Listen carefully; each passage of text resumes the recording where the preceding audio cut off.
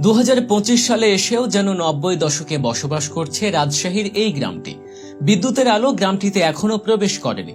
এখানেই সন্ধ্যা নামার সাথে সাথে পাখিদের সঙ্গে মানুষরাও ঘরে ফেরে।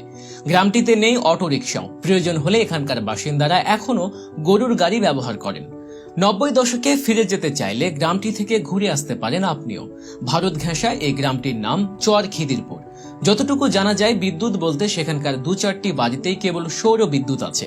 এখনো রাতের বেলা গ্রামটিতে জ্বালাতে হয় হারিকেন। রাস্তায় নেই কোনো অটোরিকশা। গরু অথবা মহিষের গাড়িতে যাতায়াত করেন স্থানীয়রা। এমনকি গ্রামটিতে ঠিক মতো মোবাইলের নেটওয়ার্কও পাওয়া যায় না। তাই গ্রামের বাসিন্দাদের সারাদিন কাটে প্রকৃতির সাথে।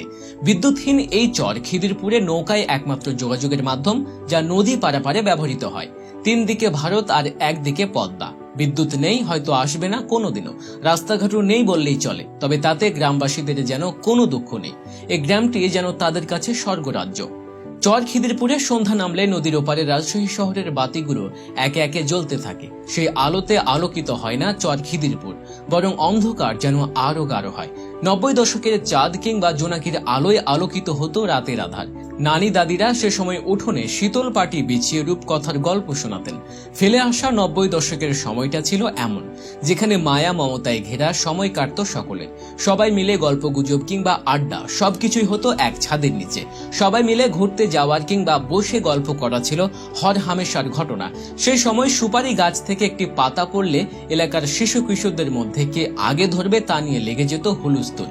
যে আগে ধরতে পারত পাতাটি তার। তারপর ওই পাতার এক পাশে একজন বসত, বাকিরা টেনে নিয়ে ঘুরিয়ে ফিরিয়ে চালাতো। এভাবে পাতাটি নষ্ট না হওয়া পর্যন্ত খেলাটা চলতেই থাকতো। আগেকার সময় বাবা কিংবা চাচারা বাড়িতে অনেক সময় দিতেন। কেউ হয়তো অফিসে চাকরি করতেন, কেউ আবার মুদি দোকান কিংবা কৃষি কাজে ব্যস্ত থাকতেন। তবে সকলেই যার যার কাজ শেষে সন্ধ্যার আগেই বাড়ি ফিরতেন। এসে সন্তানদের পড়াতেন। রাতের খাওয়া দাওয়া হতো গল্প আড্ডার মধ্যে। এরপর রাতের নিস্তব্ধতাকে বরণ করে সবাই ঘুমিয়ে পড়তেন রাত 9টার মধ্যে। সকালে ঘুম ভাঙত টুনটুনি কিংবা চড়ুই পাখির মিষ্টি মধুর গানের সুরে। অবসর সময়ে পাড়ার সমবয়সী মহিলারা খোশ গল্পে মেতে উঠতেন। এই সবকিছুই আজও চর খিদিরপুরে চলছে। সেখানে সময় যেন এখনো 90 দশকেই থমকে আছে, যেখানে আজও মানুষ জোনাকির আলোতেই পথ চলে। গ্রামের এক প্রান্ত থেকে অপর প্রান্তে দূর দূরান্তে দাপিয়ে বেড়ায় শিশু কিশোররা। বিনোদন বলতে সেখানে নেই কৃত্রিম কোনো মাধ্যম। গ্রামটিতে বেড়াতে গেলে রাতে গেরস্তের মাটির দোতলা ঘরে থাকতে পারবেন। সকালে কালাই রুটি আর চরের টাটকা সবজি দিয়ে খেতে পারবেন নাস্তা। গোহালে আপনার সামনে গরুর দুধ দহন করে তা আপনাকে গ্লাসে পরিবেশন করা হবে।